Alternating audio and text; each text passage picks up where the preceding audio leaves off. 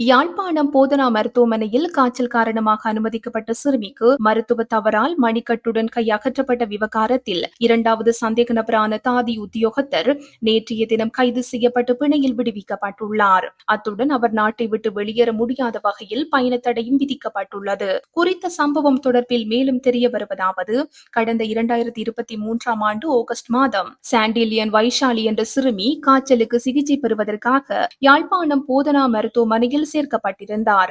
அவருக்கு மணிக்கட்டில் கனோலா ஊசி மூலம் மருந்து செலுத்தப்பட்டது. ஓரிரு நாட்களில் மணிக்கட்டு வீக்கமடைந்த பின்னர் அந்த பகுதி வெட்டி அகற்றப்பட்டது. இந்த விடயத்தில் மருத்துவ தவறு நேர்ந்துள்ளதாக சிறுமியின் பெற்றோர் குற்றம் சாட்டியதுடன் பல்வேறு தரப்பினரிடம் தமக்கான நீதியையும் கோரியிருந்தனர். இந்த வழக்கு யாழ்ப்பாண மேலதிக நீதவான் உசைன் முன்னிலையில் விசாரணைக்கு வந்தது. இதன்போது பாதிக்கப்பட்ட தரப்பின் சார்பில் முன்னிலையான சட்டத்தரணிகள் பல்வேறு விடயங்களை நீதிமன்றத்தின் கவனத்துக்கு கொண்டு சென்றனர். வழக்கின் விசாரணைகள் மந்தகதியில் இடம்பெறுகிறது என்றும் அவர்கள் சுட்டிக்காட்டியிருந்தனர். முன்வைக்கப்பட்ட சமர்ப்பணங்களை ஆராய்ந்த நீதவான் இது தொடர்பான மேலதிக அறிக்கைகளை தாக்கல் செய்யுமாறும் விரைவான நடவடிக்கைகளை மேற்கொள்ளுமாறும் உரிய தரப்புக்கு உத்தரவிட்டிருந்தார். இதையடுத்து குறித்த தாதிய உத்தியோகத்தர் சிறுவர் பெண்கள் பிரிவால் நேற்று கைது செய்யப்பட்டு நீதிமன்றில் முற்படுத்தப்பட்டார். அந்த தாதிய உத்தியோகத்தருக்கு பிணை வழங்கிய நீதவான் அவர் வெளிநாடுகளுக்கு செல்ல முடியாதவாறு பயண தடை விதித்துள்ளமை குறிப்பிடத்தக்கது.